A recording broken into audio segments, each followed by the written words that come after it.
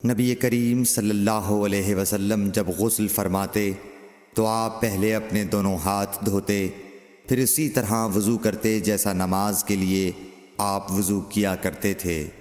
پھر پانی میں اپنی انگلیاں داخل فرماتے اور ان سے بالوں کی جڑوں کا خلال کرتے، پھر اپنے ہاتھوں سے 3 چلو سر پر ڈالتے، پھر تمام بدن پر پانی بہا لیتے۔ صحیح بخاری حدیث نمبر 248۔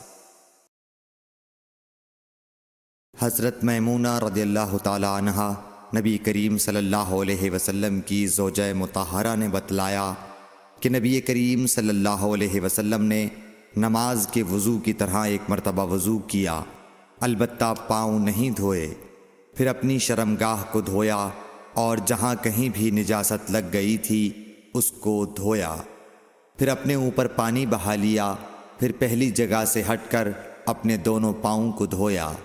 آپ کا غسل جنابت اسی طرح ہوا کرتا تھا۔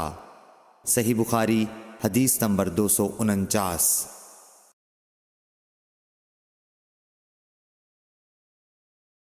حضرت عائشہ رضی اللہ تعالی عنہا نے بتلایا کہ میں اور نبی کریم صلی اللہ علیہ وسلم ایک ہی برتن میں غسل کیا کرتے تھے، اس برتن کو فرق کہا جاتا تھا۔ صحیح بخاری حدیث نمبر 250۔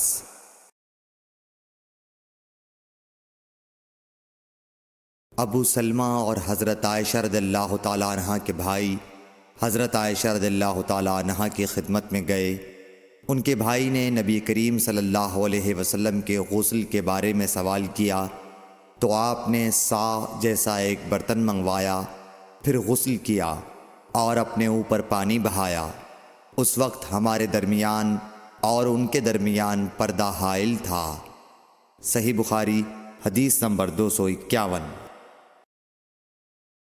ابو جعفر محمد باقر نے بیان کیا کہ وہ اور ان کے والد جناب زین العابدین جابر بن عبداللہ کے پاس تھے اور کچھ اور لوگ بھی بیٹھے ہوئے تھے۔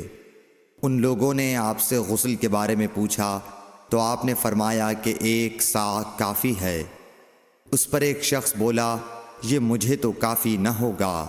حضرت جابر رضی اللہ تعالیٰ عنہ نے فرمایا کہ یہ ان کے لیے کافی ہوتا تھا جن کے بال تم سے زیادہ تھے اور جو تم سے بہتر تھے، یعنی رسول اللہ صلی اللہ علیہ وسلم۔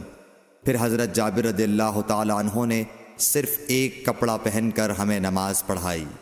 صحیح بخاری حدیث نمبر 252۔ نبی کریم صلی اللہ علیہ وسلم اور حضرت میمونہ رضی اللہ تعالی عنہا ایک برتن میں غسل کر لیتے تھے۔ صحیح بخاری حدیث نمبر 253۔